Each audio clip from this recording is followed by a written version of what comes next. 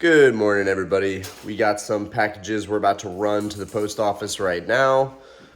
Shout out to everybody that just purchased.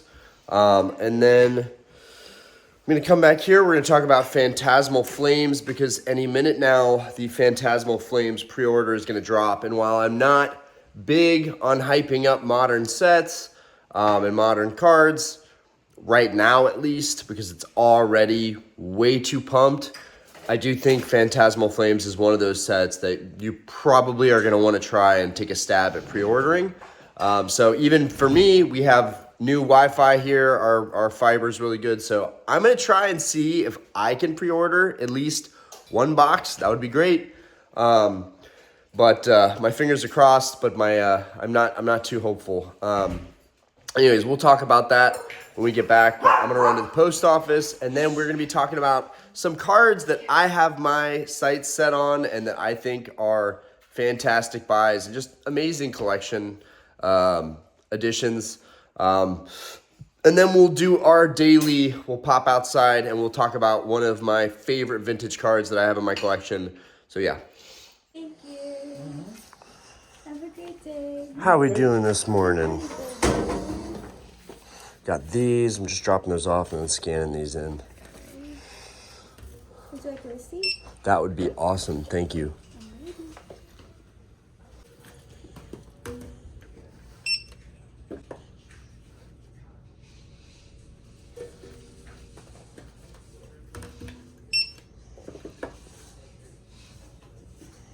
Thank you. Thank you so much.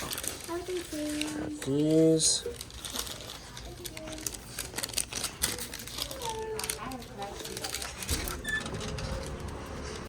Guys, we are back. I hope you're having a fantastic day.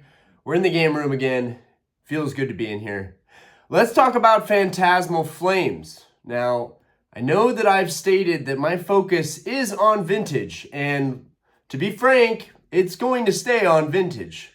Vintage cards have had my heart since I got back into the hobby, and I owe it to those cards now to continue maintaining a conviction, a deep, fiery conviction for those cards, especially for Charizard cards, because honestly, I don't care how basic Charizard is. Any vintage Charizard card, it's been on my list for forever. And we're going to talk about a couple of those cards, but before I plug in and pump my vintage, right, and tell you guys what I actually think is worth going after right now, we are going to talk about modern. I don't think as a collector in this hobby, it's very easy to just keep a focus on one side of the hobby. I think it's easy to go after certain things at certain times, at certain points of the market. Right now, I think modern is just so fiery hot that it's just when everybody is doing the same thing, for me, it's contrarian. It's like, I'm not going to do the same thing that everybody else is doing. I'm especially not going to make the exact same content that everybody else is doing, even if it means it hurts my channel in the short term. In the long term, maintaining unique content that continues to be different from the rest of the content out there, I think is what I'm going to go for and continue to try and go for. But that being said, it's no wonder Phantasmal Flames is so hot. Okay, you've got Mega Gengar depicted. You've got the Mega Charizard depicted. We have the insane leak that we don't really know is confirmed, but I do believe is a real leak that this SIR is going to be in Phantasmal Flames.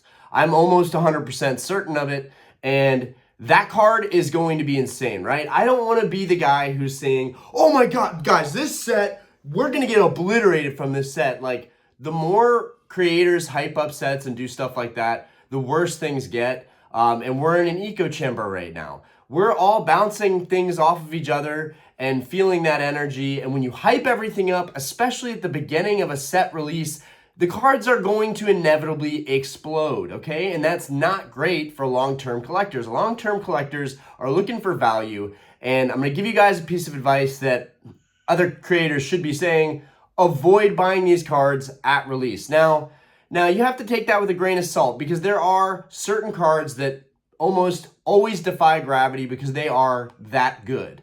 And one could say that if there is a Mega Gengar SIR, you guys know I've been getting really into Gengar lately, hence my epic plushie at the top of the room. I would say Gengar has even been taking more of my focus than Charizard recently, which makes the idea of a Mega Gengar SIR absolutely phenomenal for this set. Now, a Gengar card, and of course this Charizard SIR featuring the entire evolution line, it's insane. And I could see that card hitting $1,000 or hitting $2,000 in the short term. You know, I just think it is what it is. And also, when we're talking about Charizard cards, my favorite Pokemon pretty much is Charizard. I mean, Charizard, Rayquaza, Gengar, Pikachu, the list goes on. Those are the basic mascots of the hobby, and they're the ones that I personally gravitate towards the most. But I think it's just there's going to be a tax on those cards, and there's already been a huge tax. We've seen this phenomenon with Gengar lately where all the Gengar cards are just skyrocketing. Which is a big reason why I bought the Skyridge Gengar, because I kind of believe that even at the price point I bought it at, which was a lot of money, $25,000, I still see that card being like $100,000 in the next couple of years, which again, I need to reiterate, does not matter. The card's likely not leaving my collection unless I find a better copy, or if I find a clean PSA 9 that makes me just as happy, I'm going to probably sell my 10 and cash out on it. But the idea is to hold on to the card for a very long time and prove that these cards and their scarcity does matter, and it will outpace everything else in the long term. Regardless of selling and cashing out, it's just going to outperform. And I still believe that with Vintage. I still think there are a lot of cards that are going to shoot up in value that are in Modern, but I just think with how common they are, it's not something that I would feel super proud of in my collection. Although I love Modern, it's no shocker that Modern is popular. The arts are cool, the cards are vibrant, the cards are alive, and the art is very animated. Whereas in the past, the art has been very two-dimensional, if you will. So I could see why there's an argument of like Vintage is boring, whatever. But to me, Vintage will always be special. Anyways, back to Phantasmal Flames. Okay, so we have the UPC with the Charizard promo, and it looks amazing. And it's a great promo. I love that card. I think it's going to get hyped up big time. I'm not going to buy it at some hyperinflated price, but if there were a ton of them and the price dumped, that would be a card that I want to buy and probably grade. I am looking for these singles to drop and be able to pick them up and grade them. I haven't even taken a trip to the card shop in a minute, so that is on my list of to-dos, is get to the card shop, see what's there, see what kind of modern stuff we can find, see if there's anything that I can grade, see if I can grade stuff, get it back in a couple of months, flip it, sell it, and put that into some of the vintage cards that I'm going after. And also grow my personal collection of modern cards, because I think it's easy to forget if I'm talking about vintage so much that, oh, Ryan isn't big into modern. No, I'm big into modern. I have a lot. I have almost all the modern booster boxes. I have a lot of the modern cards that I've graded myself, and mainly cards that I've graded myself. I feel like there's no downside to buying these cards to grade and then grading them yourself. If you get a 9, you'll sell it in a couple of months and you'll break even on it, whatever. You might even make a little bit of money on it. I've made a little bit of money on a lot of my 9s that I've sold, albeit it took quite some time for me to sell those cards, but eventually they sold. But if you get the 10, not only can you get that premium for it, but you get to keep it in your personal collection. Like the Destined Rivals Kangaskhan. I graded 2 of those a month after the set came out, and oddly enough, the Kangaskhan wasn't like ballooned in price. But anyways, the 2 that I bought both got 10s. I have one listed on my eBay that I intend on selling and helping me fund my vintage goals. And then I have one that I kept in my personal collection because why not? It's a cool card. The art is good, but grading it myself feels great versus spending a bunch of money on modern cards. Now, I did say a couple months ago, illustration rares are really good value right now. And there are still a lot of illustration rares that are like $40, $50, right? There's a Sunflora. I'm not sure if it's Destined Rivals, but there's a Sunflora that looks amazing. PSA 10, there was one listed for $40. I should have already bought it. I don't know why I didn't. But my point is there's still going to be opportunity in Modern, but I feel like a lot of stuff is getting so bubbly that for me, again, I would rather spend time in going after vintage cards. Okay, so you have the Charizard UPC. You have the ETB, right? Everyone has seen all of these products, or most of you should have already seen them. We have the Char Cadet promo. I'm a big fan of Char Cadet. I think that he's absolutely sick. And I would not mind having that promo. I would not mind finding that promo and grading it a 10. The Armor Rouge is also really, really dope. Since Scarlet Violet base, that was kind of a card I feel like some people felt weird about. I always thought the Armor Rouge and the Char Cadet were sick. I think they're great additions to the Pokemon TCG, and I'm glad to see it. And it fits perfectly with the Phantasmal Flames theme of the flames, the fire, Char Cadet. It's good.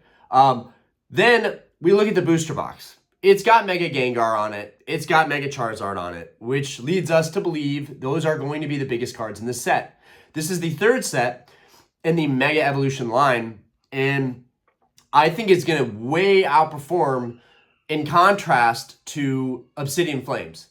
Obsidian Flames honestly looks like poopy compared to Phantasmal Flames. It really does. I mean, Phantasmal Flames is more like an Evolving Skies set at this point. Like the amount of hype, the art leak of the Charizard SIR from like literally like a month ago, it seems like, that card blew my mind. I made a whole video on just that one card because I think that some modern cards are definitely worth talking about.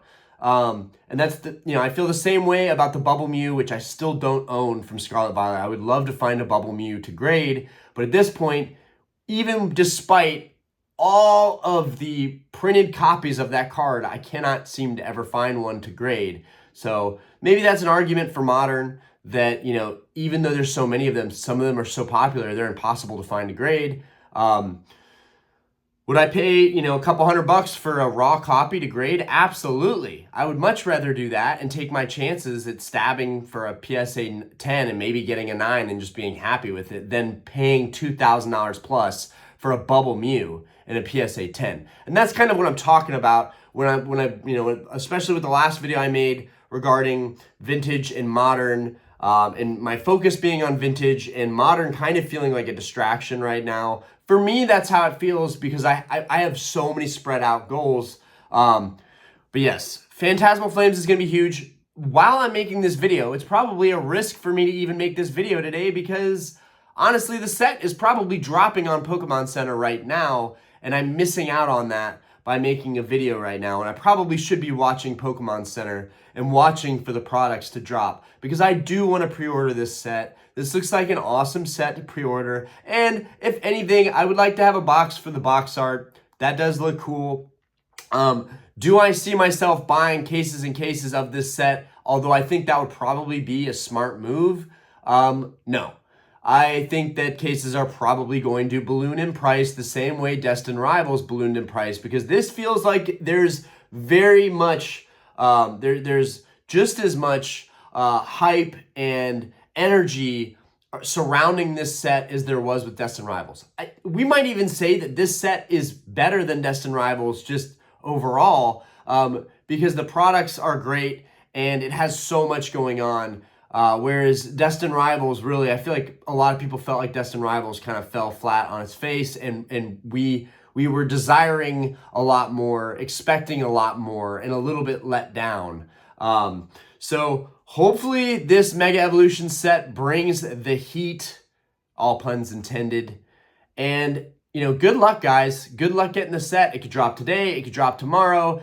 It could drop any second now. And I definitely want to be on the lookout for it just because I would like to get this set. I would like to get the set. And I think for buying modern stuff, this is a solid set as far as that goes. Now, let's double back and talk about some of the vintage cards that I'm looking at and going after.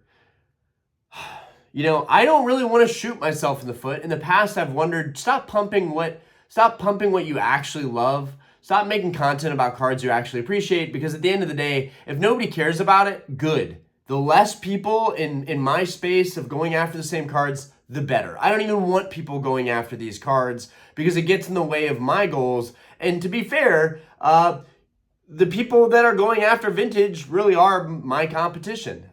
And there's a lot of resellers already in the space. A lot of vendors are big on vintage and high-end vintage. So we definitely don't want to spread that information too much, but I just think to be real in this space, I got to be real with you guys, and vintage is better. It is to me. Anyways, so first edition Charizard from Team Rocket set, the original Team Rocket set. I think it's an amazing artwork. I wish the holo wasn't so dark, but I really like the art. I've always liked the art. I kept putting it off. I continue to put it off. It's on my list now. It's a card that I actively am going to be going for. I still think that it's very reasonably priced. For a long time, it sat in the, it sat in the 1 to 2K range. Even a PSA 10 was like $3,000. I think now a PSA 10 is more around $6,000 or $7,000, maybe even more. I think that it's going to be above 10K at some point. Again, we bring these numbers up to give you an idea, some sense of relativity. Like where was it at before? Where is it at now? It's pretty much doubled in price. A lot of stuff has doubled in price, modern and vintage, but there are some major key fundamentals here that people continue to miss, and that is that there's only so many of them. This Phantasmal Flames Charizard, there's going to be a shit ton of these out there. The Team Rocket's first edition Dark Charizard, there's not going to be very many of them left to grab up. Anyways, let's move on. Not put too much attention on that card. Okay, next up, Team Rocket, again, the Dragonite. The Dragonite has been something, I need to get into species collecting and just go after all the Dragonites because I love Dragonite. I talked about the Team Rocket Returns Dragonite not too long ago, the reverse stamp one. Phenomenal, okay? You add to that, there's a Delta Species one. I actually have it in my collection. It's actually not, oh, it is out here. This is the Delta Species one. It only graded a 6, but I like that it has a grass type. And there are a lot of Dragonites that I am probably going to forget to mention. But also, obviously, the GOAT of all Dragonites, the first edition Fossil Dragonite in a PSA 10 would be a dream to own. Now we go into Jungle. We go into these early sets that are still super slept on. I really need to grab the Jungle Flareon. It's one of my favorite cards, like, of all time. It really is. I don't know why I keep putting it off. It has this awesome rainbow hue of colors in the background of the holo. It just looks really good. And honestly, Flareon is probably one of my favorites out of all the evolutions. Umbreon probably takes the cake. He's a dark type. It looks badass. Everybody loves him. There's the Umbreon tax. It's just a safe place. It's a safe place to be as a collector. You can't go wrong with Umbreon. And, I said in the last video, somebody was like, the fact that you said Neo Discovery Umbreon is slept on shows that you're so new to the hobby. It's like, bro, Neo Umbreon was slept on for a very long time. No one was touching that card for a very long time. People talked about and covered the fact that Moonbreon was going for more than Neo Discovery Umbreon for a time there. It was really ridiculous. So yes, it was slept on. Now it's getting the recognition it deserves, but it is still, in my opinion, super slept on. It's one of the best Umbreons of all time. Anyways, yeah, so I think the Flareon from Jungle is really, really good. And then if you go into the whole species of Flareon, there are so many good vintage Flareon cards. We may or may not cover one today. I'm trying to decide which cards I'll talk about today. Am I going to talk about something that's a hype beast card and a high grade, or will I talk about one of my mid-grade vintage cards that I just think is really nice? But yeah, Flareon's up there. Snorlax first edition from Jungle in a PSA 9 because PSA 10 is literally non-existent. Okay, we could look at Neogenesis, right? I'll probably bobble around every video talking about different cards that I like and just machine gun them off the top of my head. We look at Gym Challenge, and we have our Gym Heroes, and we have, I think a Gym Challenge, I think is what it is. we have Erica's Venusaur. Erica's Venusaur is on my list. It is a target of mine. It will go really, really well with another card that I have coming in. But literally the entire line of Gym Heroes and Gym Challenge is so fucking good. It is so good. The Misty's Golduck, Fire, the Pharaoh, Lieutenant Surge's Pharaoh. These cards are super low pop. Okay, let's jump into Neo Genesis, okay? All of the Neo sets are good. Neo Revelation with the dogs, which I've got up here, mine are just unlimited in grades 7 and 8, but Neo Revelation is sick. The legendary dogs are definitely on my list in first edition, PSA 9, even maybe PSA 10, that would be neat. And then Neo Destiny, you have the lights, a light Arcanine, right? Those are really, really good. Neo Genesis has the worst print quality, but cards like Heracross are on my list, and I've got an unlimited copy. But a first edition PSA 10 Heracross, even a PSA 9 would be great.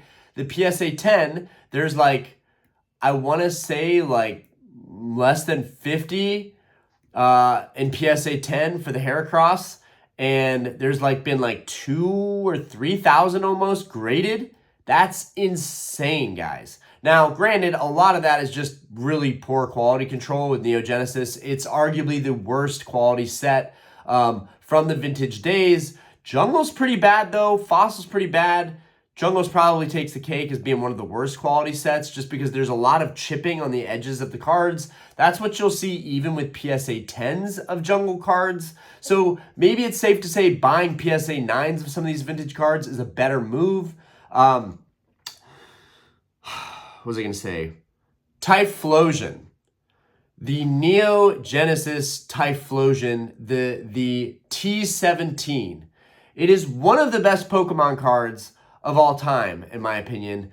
I don't know, probably because I'm so into Kanto and I'm so into Hoenn that I haven't given Johto enough love. Now, I recently started diving into Johto cards that are hype Grail cards, and the Lugia has been a focus of mine. I really like the Neo Genesis Lugia, even though I know every single copy out there almost has really bad scratches and print lines. That doesn't bother me. I'm looking for a copy that doesn't have an indentation or really bad edge wear because my last copy wasn't the best, so I'm trying to replace that right now. Also, the first edition Shinings.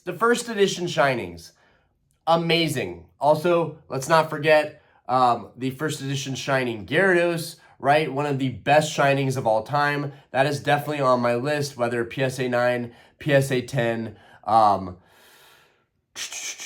yeah, the Typhlosion. Let's go back to that Typhlosion. I believe, off the top of my head, 26 of them in the world in PSA 10. In the last couple of years, there hasn't even been one graded in a 10. That's rare. That's cool. That to me is something to get excited about. Like these cards that are way older, but are still showing that they're just not out there. They don't pop up a whole lot. That gets me excited. And I just want that card in PSA 9. There's one right now on eBay, but it has an ink blot. One thing you got to understand with a lot of these older sets is a lot of them have factory flaws. I mean, and some people find the factory flaws really, really cool. For me, it could go either way. If I get a really good deal, factory flaw is great. If I have to overpay, factory flaw pisses me off because I want the perfect copy if I'm paying top dollar. But if I get a good deal, I'm okay with ink dots, ink marks, red ink spots, errors, all of that stuff. And some people are crazy about errors. I like error cards, but only when I'm getting them for a good deal. I'm not somebody that is going to overpay for an error card. I'm just not. But these are just, off the top of my head, a lot of cards that I'm looking at amidst this Phantasmal Flames hyped up bubble that, you know, we are all about to get sucked into inevitably. Do I think that Modern is going to continue exploding? Yes, but for the wrong reasons. The fundamentals really don't make sense for it. It is way more popular, way more available, and I think it just boils down to that. And it can stay that way. Honestly, at the end of the day, I've been collecting what I love pretty much with no issue, other than the fact that there are still very, very calculated, smart people that are out there that are my competition, and they are going after the same stuff that I'm going after. So really, I don't need anybody to be interested in the stuff I'm interested in. I'm just telling you guys. I'm letting you know, real talk, real shit, where it's at. Where you should be looking, where I think, not where you should be looking, where I'm looking, and so I think other people should maybe look there too. What I will say is, Modern is fun. It's a lot of fun. It's more affordable. But all of a sudden, it's not affordable. It's not as much fun. It's hard to find. It's scalped everywhere to oblivion. The secondary market is going crazy on it. So it does make me second guess. Do I want to be in Modern? Do I want to go after Modern stuff right now or even buy Modern slabs right now? No. But if I'm at the card shop and I see some lightly played vintage cards and I see some Modern gradable cards, you bet your ass I'm buying both of them. I'm grading stuff for my personal collection that'll be cool down the road, but I'm not going out of my way to go after Modern cards or Modern graded cards, especially stuff that's been graded after a set releases. That's when prices are the highest. That's when stuff is the most volatile and it can go all over the place. Also, we have some other news that's really more personal life news. We have 2 rental showings today, guys. Let's fucking go. I have 2 rental showings today. At 5 and 6 o'clock, 2 couples would be coming to see our house, our old house. And so I've been talking about this, but now I think I'm actually about to be walking the walk, where I went out, I took the risk, I took on a massive amount of debt, I took on having a second mortgage basically, and while I'm nearly paid off on my old house, I'm still hemorrhaging money to make all of this stuff happen, and it's also caused me to have to really pull back and think more critically about what I'm doing in this hobby. And so if I've only got so much money to use, which so much is relative to some people, to most people, I work almost every day though. I am always stressing how hard I work, but I do that so that people understand nothing has come easy. None of it. I am overworked, half the time burnt out, half the time mentally and physically exhausted, and I'm still trying to provide for my family all by myself, make a business plan, have a portfolio that is diversified with stock investments, which that's another thing. QuantumScape is starting to go on a tear again. So I don't bring up QuantumScape a whole lot until it's doing well, and I don't really want to bring it up again until it's doing very well and I'm in a very good profit margin for it. And we could talk about some stocks. That I'm open to talking about because that is meant solely to make money, whereas Pokemon for me is way more of a hobby. It's not really something that I look at as a cash cow, but it can be.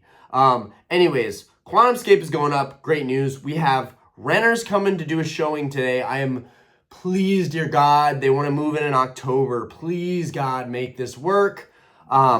This house has already gone up about $22,000 in value. So I already feel like I have some kind of buffer. So I'm trying to not beat myself up about the fact that I'm hemorrhaging money, paying bills on 2 places right now instead of selling our old house.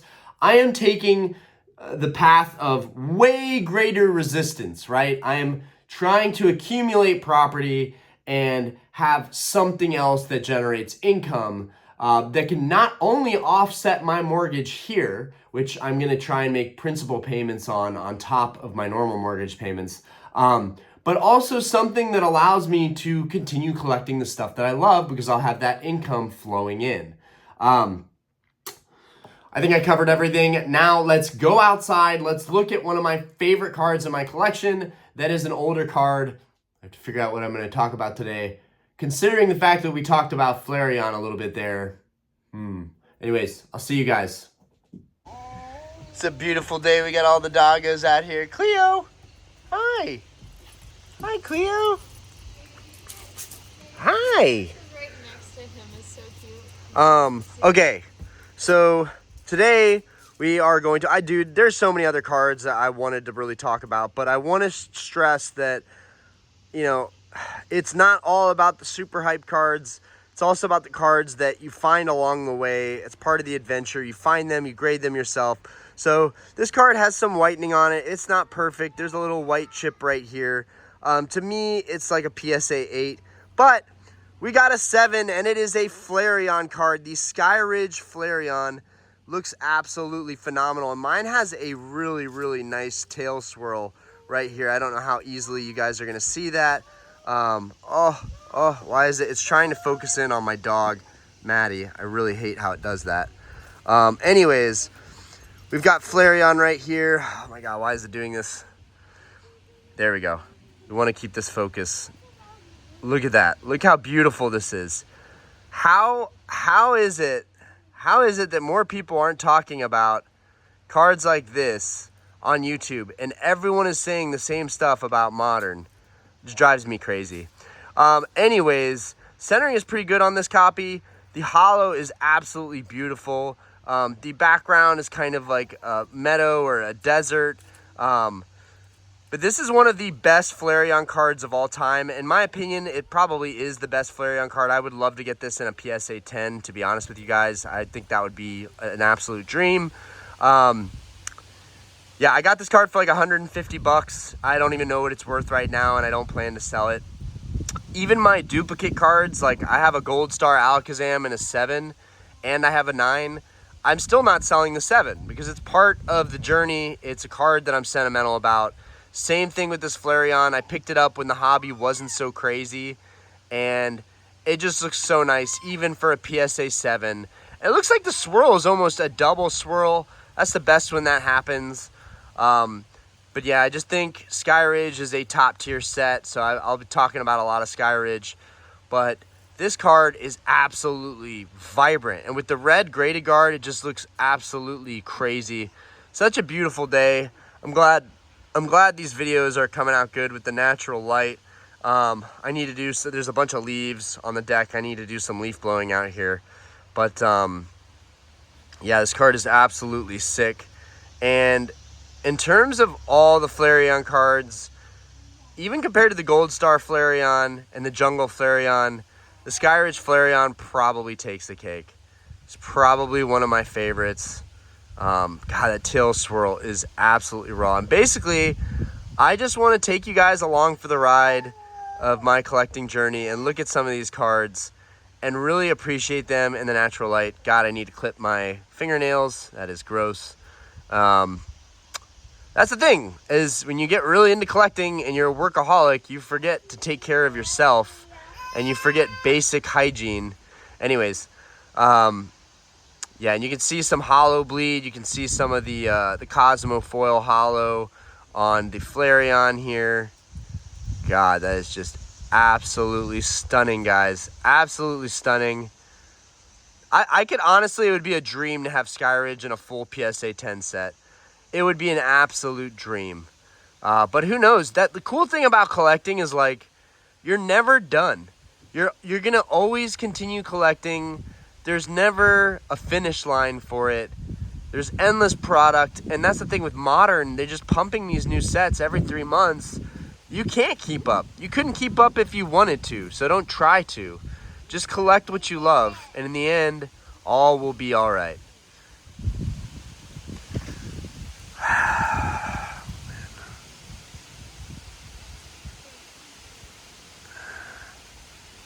You might think, man, this is a lot of video footage just looking at Flareon, but if there's anything I want this channel to someday be known for, are relaxing talks, sitting out on the deck, looking at beautiful holo patterns and gorgeous historical vintage cards. This is pure art right here. Pure art. Simplicity. It's a beautiful thing. It doesn't have to be all about crazy animated art. It can be something so simple like this Flareon. And I love hand-drawn cards. This is peak. This is peak for me. Anyways, guys, whether you're into modern or vintage, it's all gravy. Good luck out there, guys, on Phantasmal Flames.